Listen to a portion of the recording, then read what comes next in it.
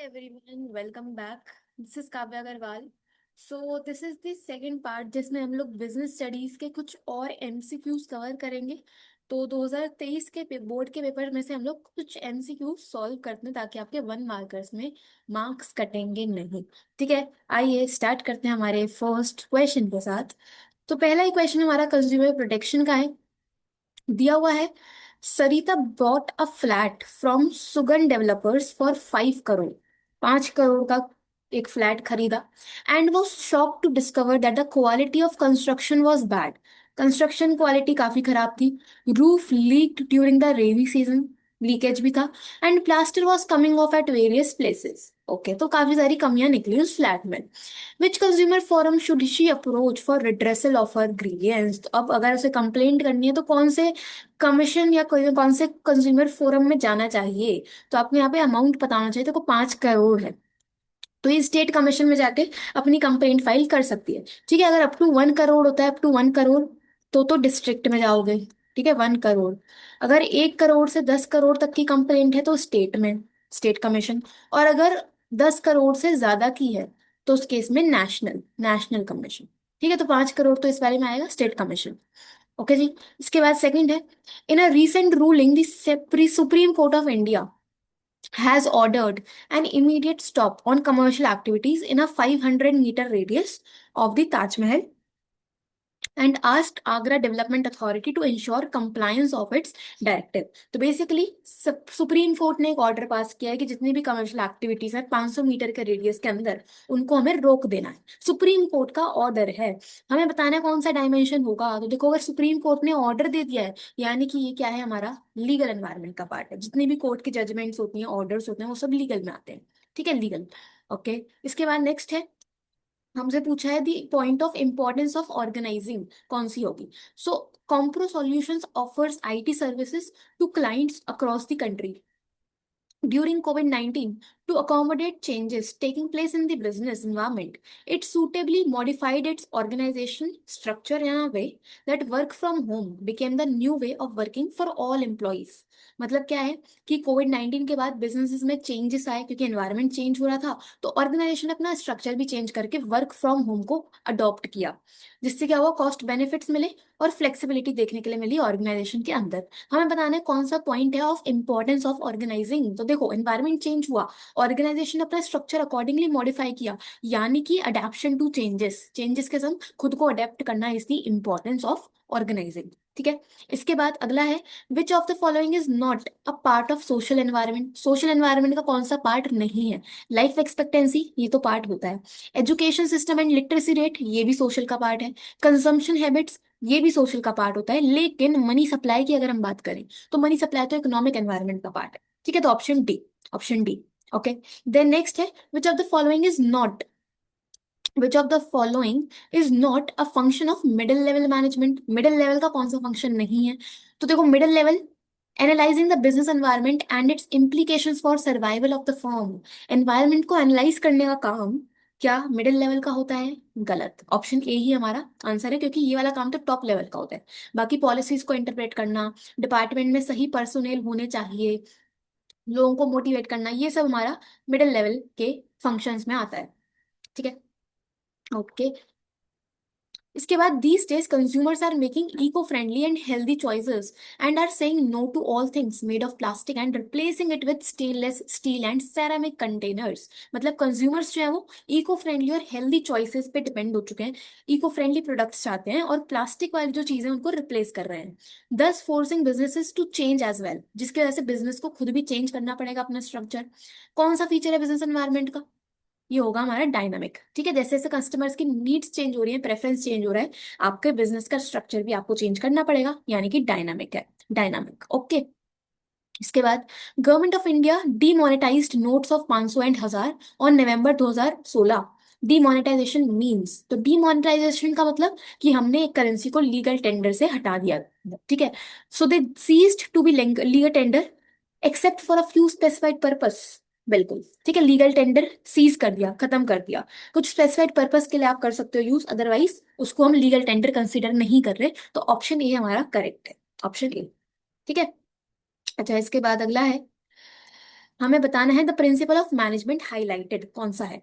Taylor called for complete mental revolution, mental revolution की बात हो रही है on the part of both management and workers. तो ध्यान से सोचो कौन सा प्रिंसिपल था जिसमें टेलर ने मेंटल रेवोल्यूशन को जोर दिया था।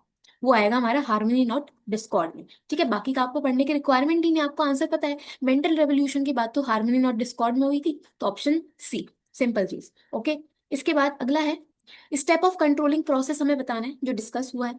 सो लिखा है Keya limited is a large organisation manufacturing a popular brand of desi ghee and supplying it to various state of India. तो केया लिमिटेड एक ऑर्गेनाइजेशन है जो कि देसी घी को प्रोवाइड करती है, मैन्युफैक्चर कर रही है। दे manufacture 10,000 litres of desi ghee every day and pack in cartons of 250 millilitre, 500 millilitre and 1 litre sizes. तो अलग अलग साइज बताया किस किस में पैकेजिंग हो रही है।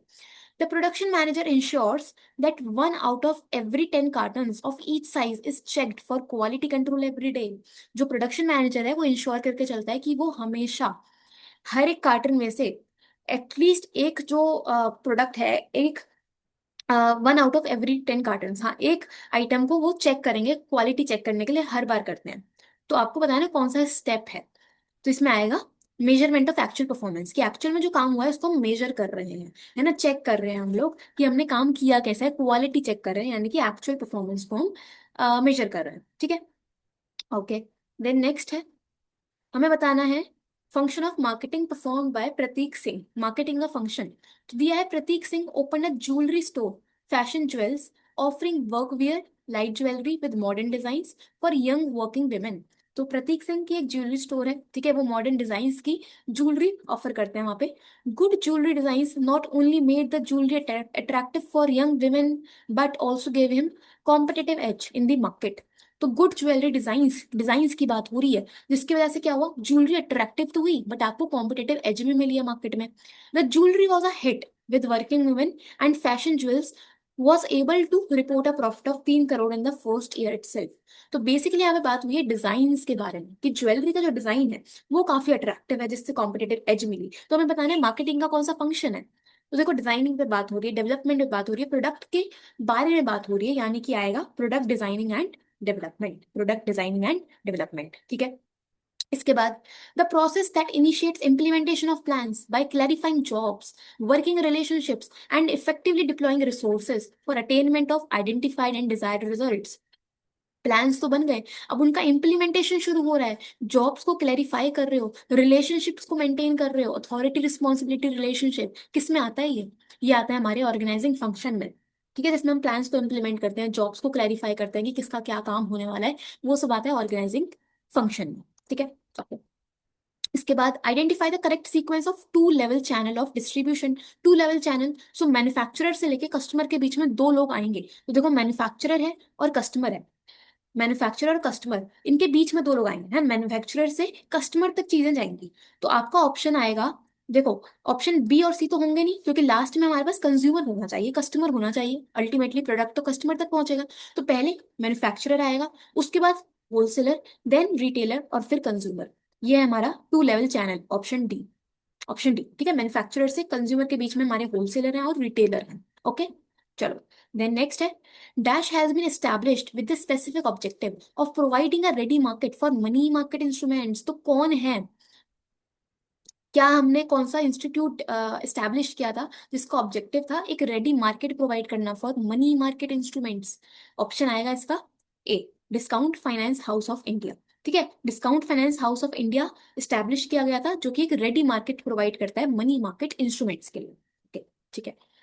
नेक्स्ट, नेक्स्ट बोला है Rahul wants to buy shares of Rexter limited which are being traded at the national stock exchange. तो नेशनल स्टॉक एक्सचेंज पे, एनएससी पे ऑलरेडी कुछ सिक्योरिटीज ट्रेड हो रही हैं, राहुल बाय करना चाहता है शेयर्स। ठीक है, he feels that share price will go up in the future, which market should you approach for this purpose. तो भाई देखो नेशनल स्टॉक एक्सचेंज में ऑलरेडी वो सिक्योरिटीज की ट्रेडिंग चल रही है, अब बस एक इन्वेस्टर है, एक राहुल है जो शेयर्स बाय करना चाहता है। तो ये जाएगा सेकेंडरी मार्केट के अंदर, क्योंकि सेकेंडरी मार्केट में हम लोग बाइंग एंड सेलिंग ही करते हैं एग्जिस्टिंग सिक्योरिटीज का जो ऑलरेडी स्टॉक एक्सचेंज में रजिस्टर्ड होती है। ठीक है, national stock exchange. Okay, okay, next है स्टेटमेंट है values are general rules for behaviour of individuals in society formed on the basis of common practice and principles after research in work situations।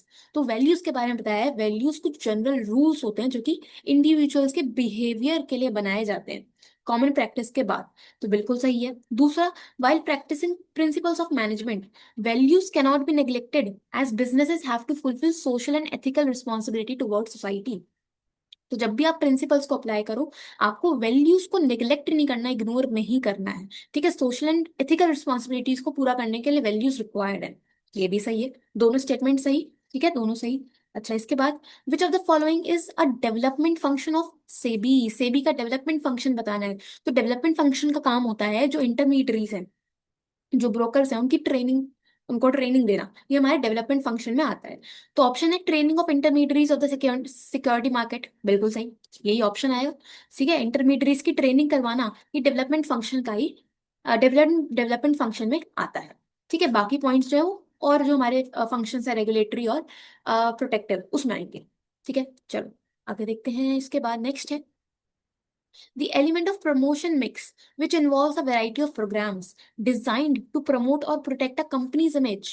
Promotion mix का कौन सा element है जिसमें कुछ ऐसे programmes होते हैं जिससे हम अपनी कंपनी की इमेज को प्रोटेक्ट कर सकते हैं, प्रमोट कर सकते हैं इंडिविजुअल्स की आईज में। तो कौन सा होता है? देखो, कंपनी की इमेज की अगर बात होगी ना, तो हम बात करते हैं पब्लिक रिलेशन की, पब्लिक रिलेशन। ठीक है, पब्लिक रिलेशन। ओके, इसके बाद आपको दिया है चॉकलेट की इमेज। बताना है the level of packaging of the chocolate shown in the picture. तो ये जो पैकेट दिखाया है पैकेजिंग, ये कौन से टाइप की पैकेजिंग है, लेवल बताना है। तो देखो ये आएगी हमारी प्राइमरी पैकेजिंग में, क्योंकि जब तक चॉकलेट हम कंज्यूम नहीं करेंगे तब तक ये पैकेट इस चॉकलेट के साथ ही रहेगा, है ना। तो primary packaging is the right answer. ठीक है जी, ओके। नेक्स्ट है the process of holding securities in electronic form is called dematerialisation. Which of the following Which of the following statement does not relate to dematerialization? Dematerialization का मतलब क्या है कि securities को आप इलेक्ट्रॉनिक फॉर्म में store करके चल रहे हो, होल्ड करके चल रहे हो। तो कौन सा इससे रिलेटेड नहीं है? तो देखो लिखा है existing physical shares can not be converted into electronic form, गलत, यही आंसर बनेगा। हमसे पूछा है which is not a feature, not related, तो ऑप्शन डी, कि हम फिजिकल शेयर्स को कन्वर्ट नहीं कर सकते क्या इलेक्ट्रॉनिक फॉर्म में, गलत। आप शेयर्स को कन्वर्ट कर सकते हो इलेक्ट्रॉनिक फॉर्म में। ठीक है, तो ऑप्शन डी। ओके, देन इसके बाद हमें बताना है match the various communication barriers. तो कम्युनिकेशन बैरियर्स के बारे में क्वेश्चन है। सो देखो, सिमेंटिक बैरियर्स जो होते हैं वो रिलेटेड होते हैं मीनिंग से। ठीक है, सिंबल्स विद डिफरेंट मीनिंग्स, यानी कि पी का तो थर्ड आएगा, पी का थर्ड। ठीक है, तो ऑप्शन ए और बी तो होंगे नहीं, पी का थर्ड, पी का थर्ड। ठीक है, इसके बाद हमारे बात है करते हैं पर्सनल बैरियर्स की। तो पर्सनल बैरियर्स बेसिकली जो इंडिविजुअल्स हैं, एम्प्लॉयज हैं, उनसे रिलेटेड है। तो उसमें आ सकता है लैक ऑफ प्रॉपर इंसेंटिव, कि अगर एम्प्लॉयज को प्रॉपर इंसेंटिव नहीं मिल रहे तो पर्सनल बैरियर्स हो सकते हैं। तो एस का सेकंड, एस का सेकंड ये वाला। ठीक है, तो ऑप्शन सी आंसर बनेगा। ठीक है, क्यू का फर्स्ट, यानी कि साइकोलॉजिकल बैरियर्स में हम बात करते हैं डिस्ट्रस्ट की, ऑर्गेनाइजेशनल बैरियर्स में हम बात करते हैं स्टेटस की। ठीक है, और semantic barriers different meanings, personal barriers lack of proper incentives. ठीक है, ओके। नेक्स्ट क्वेश्चन है the next step in the process of selection after job offer. तो सिलेक्शन प्रोसेस में जॉब ऑफर के बाद कौन सा नेक्स्ट स्टेप आता है? जॉब ऑफर के बाद होता है कॉन्ट्रैक्ट ऑफ एम्प्लॉयमेंट। ठीक है, जॉब ऑफर होगा, इसके बाद आपको एम्प्लॉयमेंट का कॉन्ट्रैक्ट बता दिया जाएगा। ठीक है, सेकंड है in planning, generally managers have to follow predetermined plans and they are not in a position to change it। Managers एक प्री डिटरमाइंड प्लान को फॉलो करते हैं जिसको चेंज नहीं कर सकते। So this statement highlights the following limitation. कौन सी limitation है प्लानिंग की? कि आपने प्लान तो बना लिया, अब उसको आप चेंज नहीं कर पा रहे, यानी कि प्लानिंग रिजिडिटी देखने के लिए मिलती है प्लानिंग में। ठीक है, planning leads to rigidity. Okay, इसके बाद है identify the external source of recruitment illustrated in the given picture. तो देखो इसमें हो क्या रहा है, यहाँ पे लिखा है एएम यूनिवर्सिटी और नीचे एक टाइप का इंटरव्यू चल रहा है। तो यूनिवर्सिटी की बात हो रही है। ठीक है, और कौन सा टाइप का रिक्रूटमेंट होगा? ये होगा कैंपस रिक्रूटमेंट। ठीक है, कॉलेज या यूनिवर्सिटी से जब डायरेक्टली रिक्रूट किया जाता है तो वो कैंपस रिक्रूटमेंट में आता है। ओके, इसके बाद अगला क्वेश्चन है resident welfare association of Noida Sector 15 decided to organize Diwali Mela on the eve of Delhi. Diwali, ठीक है, तो दिवाली मेला ऑर्गेनाइज कर रहे हैं। They listed all the activities to be done, group them as per their nature and assign the duties to different people of their association. तो उन्होंने क्या किया, सारी की सारी एक्टिविटीज लिख ली कि क्या क्या एक्टिविटीज है, उनको डिवाइड कर दिया ग्रुप्स में और लोगों को असाइन भी कर दिया, ठीक है। After completion of the Mela they found that it was not a success. सब हो जाने के बाद पता चला कि नहीं, सक्सेसफुल इवेंट नहीं रहा। While analyzing the reasons, the president of RWA found that mere allocation of work was not enough in the organization. He found that an important step in the organizing process was missing. Identify the step. हमें organising का वो missing step यहाँ पे बताना है। ये काम divide भी कर दिया, असाइन भी कर दिया, लेकिन फिर भी रिजल्ट नहीं मिला। क्यों? क्योंकि हमने responsibility, authority responsibility relationship establish ही नहीं करी। तो स्टेप कौन सा मिस्ड है? Establishing authority and reporting relationship, ठीक है। ओके, इसके बाद है management helps in providing good quality products and services, creating employment opportunities, adopting new technology for the greater good of the people and leads the path toward growth and development. हमें बताना है the point of importance of management. Management कौन सा importance है कि management जो है अच्छी क्वालिटी प्रोडक्ट्स ऑफर करने में हेल्प करता है, एम्प्लॉयमेंट जनरेशन में हेल्प कर रहा है, ओवरऑल लोगों की बेसिकली लोगों के वेलफेयर के लिए काम कर रहा है, यानी कि management helps in development of society. Society के लिए बात हो रही है, ठीक है। इसके बाद अगला है identify the importance of business environment. तो दिया है Hitesh and Reena are entrepreneurs that noticed that every year in the months of November and December, Delhi, the capital of India, witnesses poor air quality and rise in pollution level। ठीक है, तो दो entrepreneur हैं जिन्होंने ये देखा, नोटिस करा कि दिल्ली में एयर क्वालिटी काफी खराब रहती है। They also observe that nowadays people are more concern about quality of life. Sensing the need, they were the first to bring into the market a new anti-pollution W98 mask। So उन्होंने क्या किया, एक mask introduce करा, market में launch किया, और उसके लिए वो पहले लोग थे। They were the first one to introduce such a mask which was not only helpful in combating the pollution but also in increasing the life expectancy of people। ठीक है, so their venture saw massive success as there was no competitor. तो उन्होंने क्या किया, opportunity को identify किया और first mover advantage का फायदा लिया ना, फर्स्ट से वो लोग, कोई कॉम्पिटिटर नहीं था। हमें इंपॉर्टेंस बताना है, मैंने आपको ऑलरेडी बता दिया कि business environment helps in to identify, sorry, business environment, ये नहीं आएगा, business environment enables the firm to identify the opportunity and getting the first mover advantage. ठीक है, option D, option D. Okay, इसके बाद अगला है कैरेक्टरिस्टिक ऑफ मैनेजमेंट बताने। तो देखते हैं, लिखा है Neeraj is a director of Tulip Public School having 2000 students. तो एक स्कूल के डायरेक्टर है Neeraj. There were two headmasters, दो हेडमास्टर्स हैं, one for senior class and another for junior classes. Okay, 50 teachers are under the supervision of senior headmaster. तो senior headmaster के under 50 teachers हैं और 60 टीचर्स हैं अंडर जूनियर हेडमास्टर। ठीक है, no teacher working under the supervision of the senior headmaster is happy and satisfied. तो जो भी टीचर्स सीनियर हेडमास्टर के अंडर काम कर रहे हैं उनमें से कोई भी टीचर खुश और सेटिस्फाइड नहीं है, which is affecting the result of the senior classes. On the other hand, the teachers working under the supervision of junior headmaster are performing their duties willingly and achieving their objectives। लेकिन अगर हम बात करें junior headmaster के under जो teachers काम कर रहे हैं उनकी एफिशिएंसी का, तो वो लोग बहुत ही तरीके से काम कर रहे हैं, अपनी ड्यूटीज तरीके से परफॉर्म कर पा रहे हैं। All the teachers are happy and satisfied. The director Neeraj can feel how nicely the junior headmaster was managing his classes। तो जो नीरज है डायरेक्टर, वो ये चीज फील कर सकते हैं कि कितनी अच्छे तरीके से जो जूनियर हेडमास्टर हैं वो क्लासेस को मैनेज कर रहे हैं, कि उनके अंडर के टीचर सारे के सारे बहुत ही सेटिस्फाइड है। हमें बताना है कैरेक्टरिस्टिक कौन सा है मैनेजमेंट का। तो देखो, फील की बात हो रही है, कोई चीज आप फील कर पा रहे हो, यानी कि मैनेजमेंट एक इनटेंजिबल फोर्स होता है। Management is an intangible force. अगर मैनेजमेंट अच्छा होगा तो आप उसको फील कर पाओगे रिजल्ट्स को। ठीक है, ओके, सो इंटेंजिबिलिटी, राइट। इसके बाद अगला है plastic utensils are often used as a low cost convenient option for business or personal use. These utensils are lightweight, easy to transport and can be disposed of easily instead of cleaned or reused। तो plastic utensils की basically यहाँ पे benefits बताए हैं। But plastic utensils are harmful from health point of view and create various environmental issues. बिल्कुल, plastic की वजह से एनवायरमेंट इश्यूज भी क्रिएट हो रहे हैं। Now health and fitness trend is becoming popular. People are looking for different alternatives and have started opting for paper made steel or glass utensils, which has tremendously increased the demand of these products. But लोग क्या है, health के towards काफी aware हो रहे हैं, तो वो और ऑल्टरनेटिव्स ढूंढ रहे हैं, जैसे कि पेपर मेड स्टील या ग्लास यूटेंसिल्स। ठीक है, सो हमें बताना है important dimension of business environment कौन सा होगा।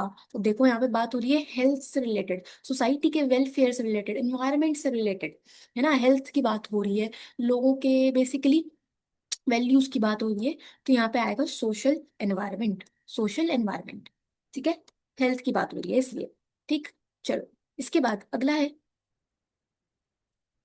नेक्स्ट है, which of the following function of management measures the progress of objective and guides the organization to keep it on the right track so that organizational goals might be achieved? तो कौन सा management का function है जो progress को major करता है और बताता है कि ऑर्गेनाइजेशन सही तरीके से चल भी रही है या नहीं चल रही?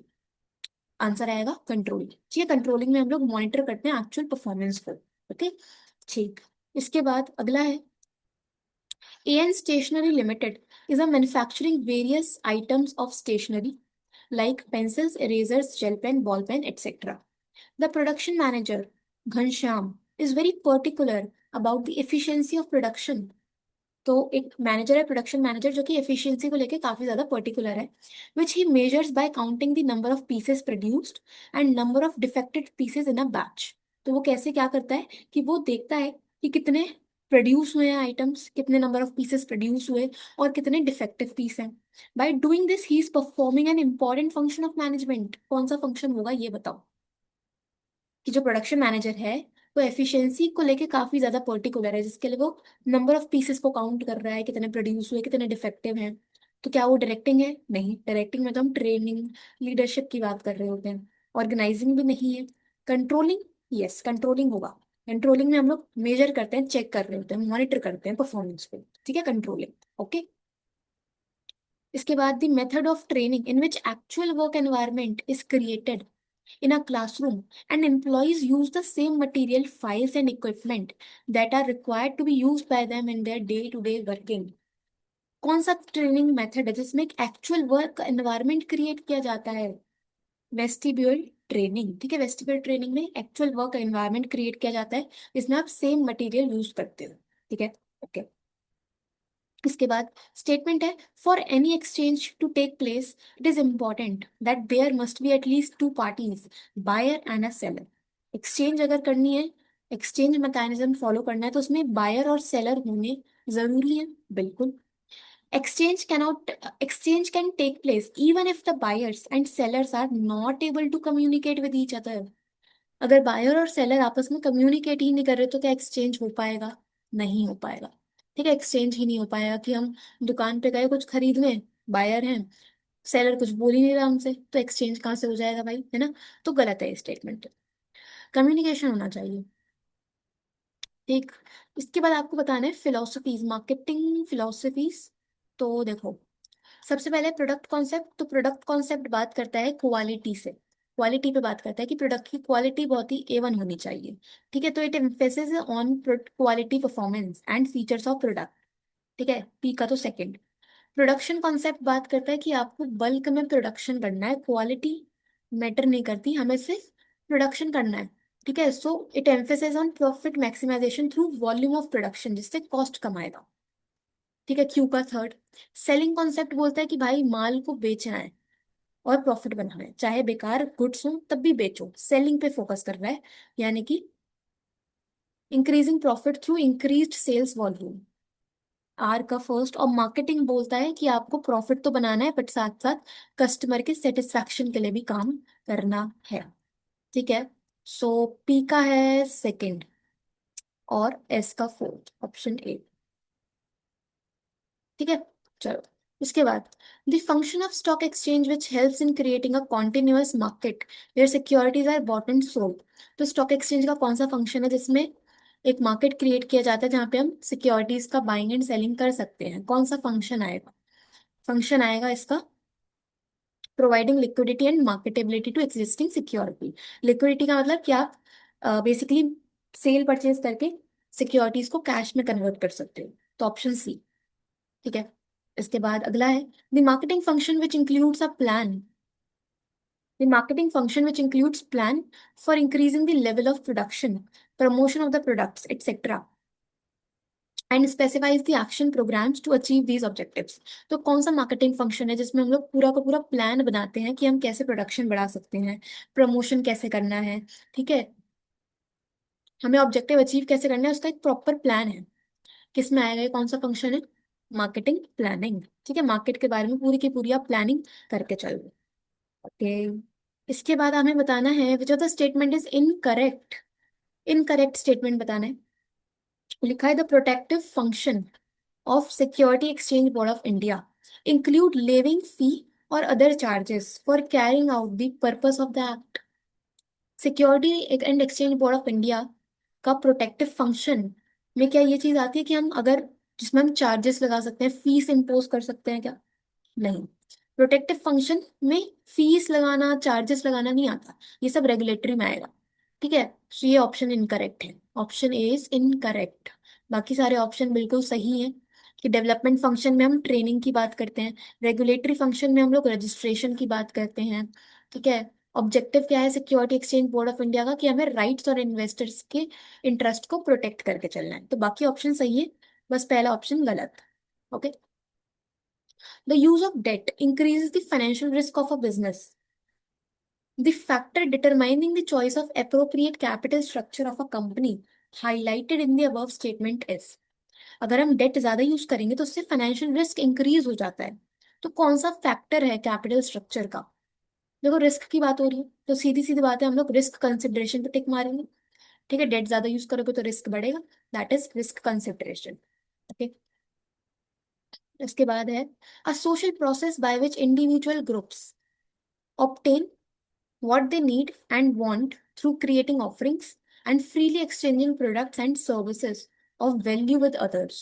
कौन सा सोशल प्रोसेस है जिसमें इंडिविजुअल्स और ग्रुप्स को जिस भी चीज की रिक्वायरमेंट होती है वो उनको ऑब्टेन हो रही है, मिल रही है, ऑफरिंग क्रिएट हो रहे हैं, फ्रीली प्रोडक्ट्स का एक्सचेंज हो पा रहा है, ये होता है हमारा मार्केटिंग। सिंपल आपकी मार्केटिंग की डेफिनेशन। ठीक है जी, इसके बाद इनकरेक्ट बताना है, again incorrect about sales promotion. तो सेल्स प्रमोशन क्या होता है, तो देखो लिखा है it include short term incentives which are design to encourage the buyers to make immediate purchase. बिल्कुल शॉर्ट टर्म इंसेंटिव्स होते हैं। ठीक है, कि आपने डिस्काउंट दे दिया, रिबेट दे दिया, गिफ्ट वाउचर्स दे दिए, तो ये किस लिए होते हैं, ताकि इमीडिएटली परचेज हो पाए गुड्स का, तो ये तो सही है। It includes all promotional efforts other than advertising, personal selling and public relations. बिल्कुल प्रमोशन करने का एक तरीका ही है, ये भी सही है। तीसरा है it includes only those activities that are used to provide long term incentives to boost the sales of a firm. गलत, ओनली की बात हो रही है यार, ये गलत है। ठीक है, it includes only those activities that are used to provide long term incentive.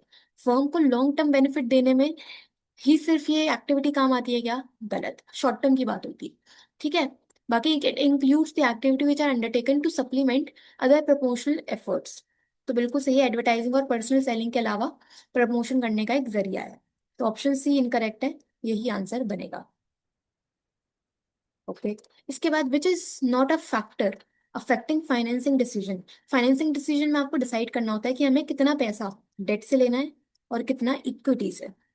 ठीक है, तो कौन सा इनमें से फैक्टर नहीं है जो कि फाइनेंसिंग डिसीजन को इफेक्ट करेगा।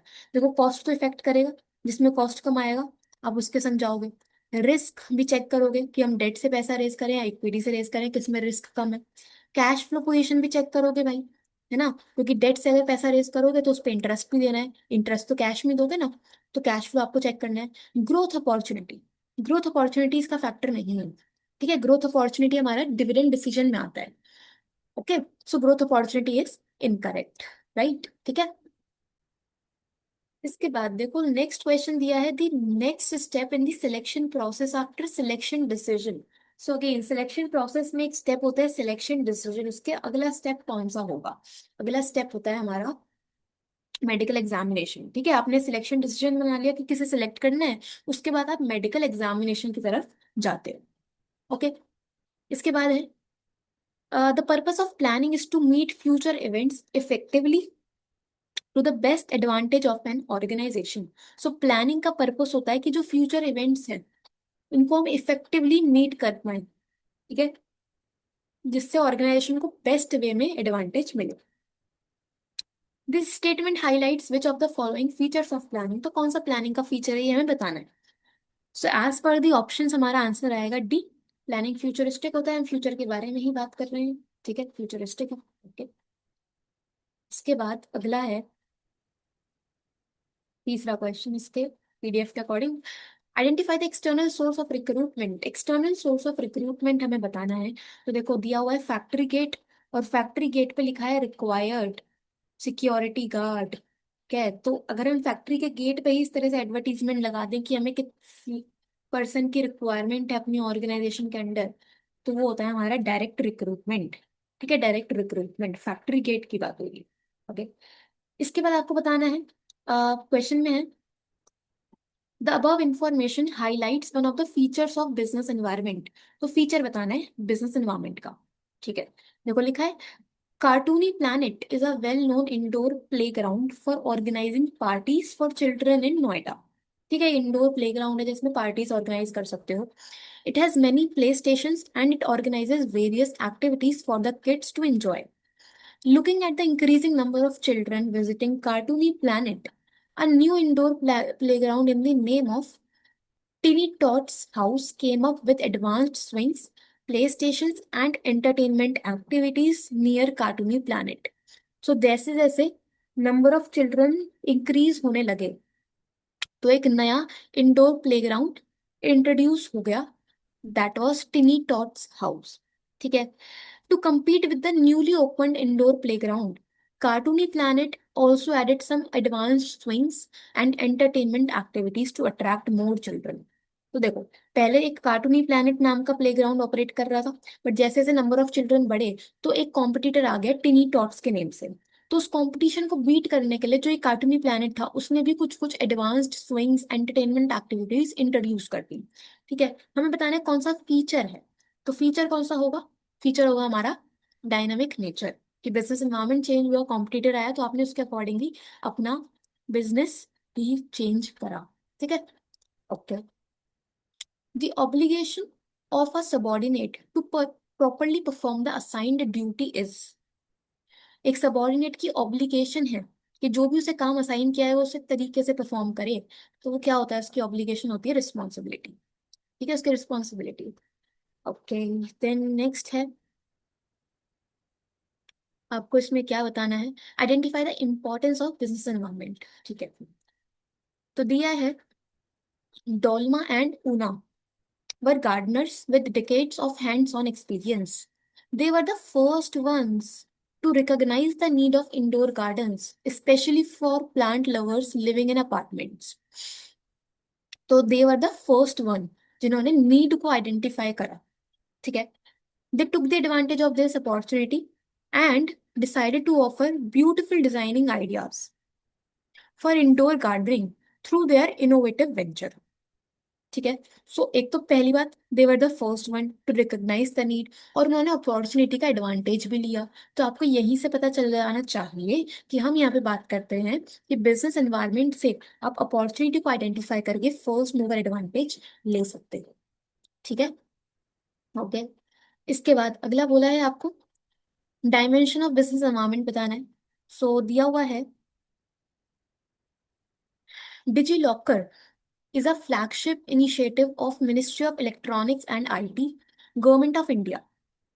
It aims at digital empowerment of the citizens by providing access to authentic digital documents such as academic certificate issued by different examination boards, driving license, vehicle registrations in a digital format. तो हमें बताना है कौन सा dimension है। देखो digi locker आपको सबको पता ही है, आप खुद के डॉक्यूमेंट्स उस पर होंगे। सो गवर्नमेंट ऑफ इंडिया ने ये स्टेप लिया, तो जब हम गवर्नमेंट की बात कर रहे हैं तो यानी कि पॉलिटिकल डायमेंशन है एक तो ये।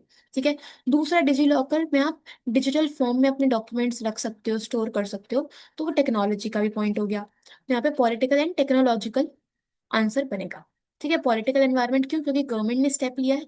टेक्नोलॉजिकल क्यों, क्योंकि आप डिजिटल फॉर्मेट में अपने डॉक्यूमेंट्स को स्टोर कर सकते हो। ओके, इसके बाद अगला है, different organizations have different goals. Zepo is an upcoming retail chain for providing consumer goods door to door. The objective of this organization is to increase sales. तो हर एक ऑर्गेनाइजेशन का अपना गोल होता है, ठीक है। सो एक रिटेल चेन है जीपो, जिसका मोटिव है से सेल्स बढ़ानी है। Ellie is an educational organisation जिसका ऑब्जेक्टिव है क्वालिटी एजुकेशन प्रोवाइड करना to underprivileged children. So हमें बताना है मैनेजमेंट का कौन सा फीचर होगा। तो देखो गोल्स पे बात हो रही है, हर एक ऑर्गेनाइजेशन का अपना गोल है, तो कौन सा पॉइंट आएगा? मैनेजमेंट इज गोल ओरिएंटेड, ठीक है। तो मतलब एमसीक्यूज देखो इतने डिफिकल्ट नहीं है। आप अगर आपने कुछ पढ़ा भी नहीं है ना, बाय चांस, ऐसा होगा नहीं वैसे, आपने कुछ पढ़ा नहीं होगा, बट अगर फिर भी आपको आइडिया नहीं है, तो आप जब इनको पढ़ोगे एमसीक्यूज को, तो आपको अंडरस्टैंडिंग होगी कि मतलब तो आप निकाल ही सकते हो ना बेसिक, उसको कन्वर्ट करके हिंदी में। तो आप सिंपल उसमें मतलब जनरल चीजें ही हैं, ऐसा कोई बहुत टेक्निकल चीजें नहीं है। इकोनॉमिक्स में फिर भी चीजें होती है टेक्निकल, उसमें वेराइटी है।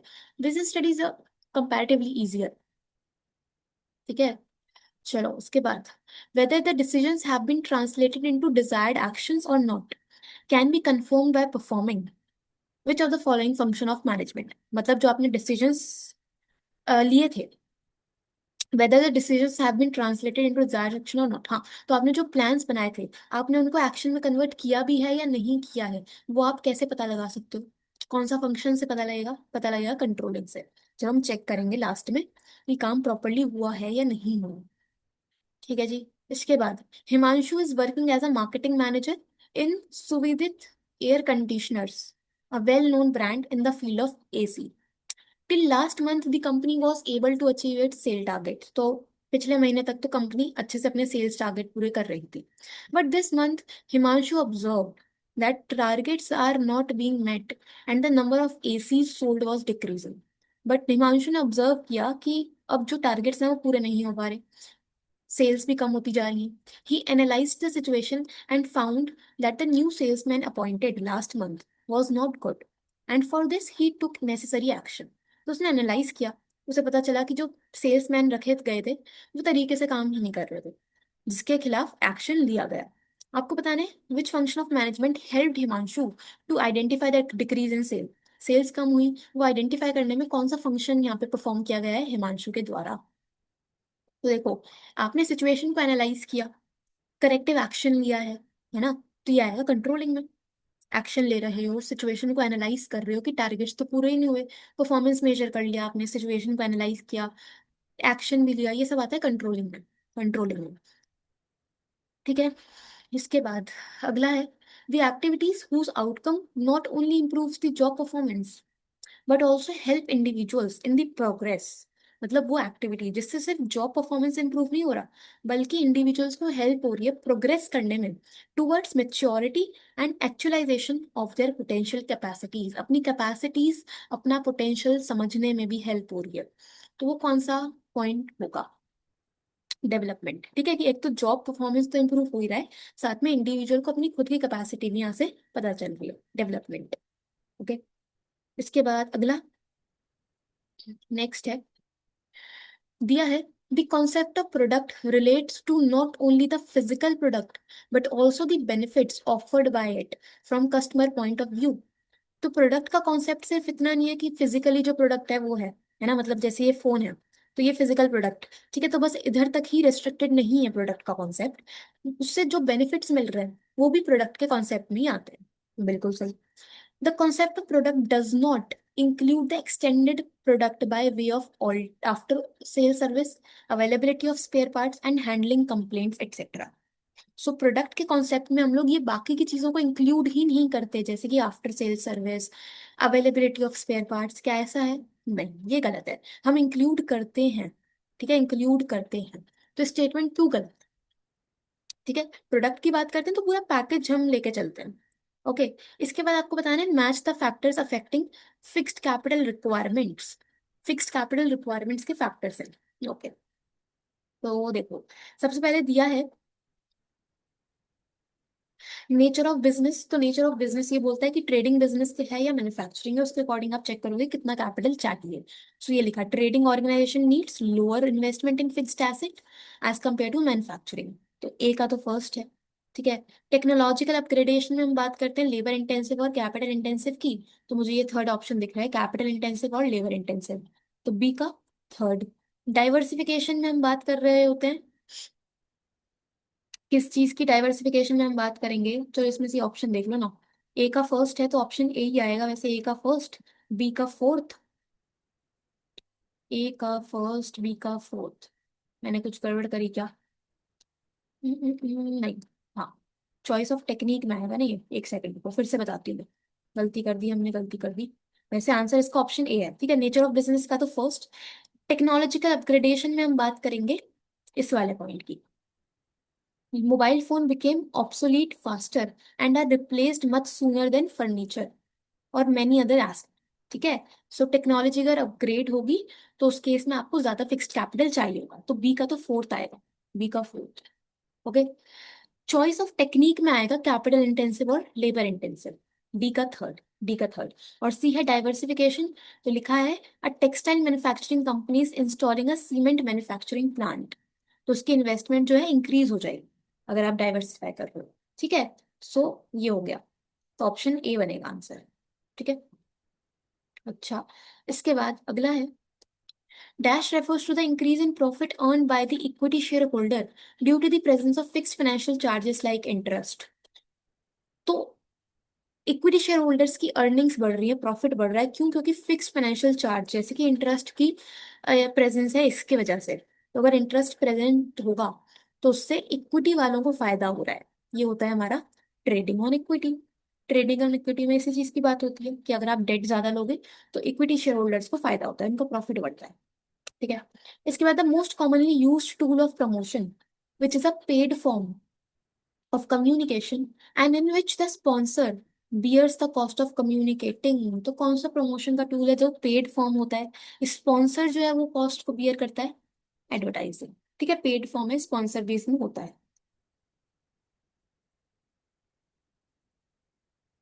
Which of the following statement is incorrect, incorrect statement बताना है।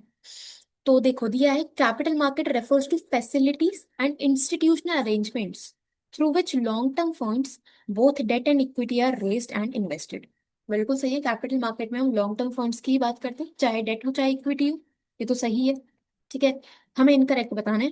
Secondary market is the market where securities are sold by the company to the investor directly or through an intermediary।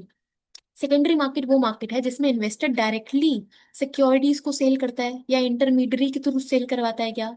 गलत, ये गलत है। Intermediary के through या investor को directly अगर आप सेल कर रहे हो तो वो प्राइमरी मार्केट के अंदर आता है। ठीक है, तो ऑप्शन बी हमारा इनकरेक्ट है आंसर। ठीक है, इसके बाद अगला है, a name, term, sign, symbol, design or some combination of them used to identify the products। ठीक है, नाम हो, टर्म हो, कोई साइन हो, सिंबल हो, किसी भी उसका कॉम्बिनेशन हो जिससे आप प्रोडक्ट्स को आइडेंटिफाई कर सकते हो। गुड्स और सर्विसेज ऑफ वन सेलर और groups of seller and to differentiate them from those of the competitors. तो किसी प्रोडक्ट का कोई name, term, sign, symbol, design जिसके थ्रू आप प्रोडक्ट्स को डिफरेंशिएट कर पा रहे हो, आइडेंटिफाई कर पा रहे हो, उसको हम क्या बोलेंगे? उसको हम बोलेंगे ब्रांड। ठीक है। ब्रांड, अब ब्रांड में सब आएगा, ब्रांड मार्क भी आएगा, मतलब सिंबल, डिजाइन, लोगो, नेम सब आ जाएगा, तो ब्रांड। ठीक है।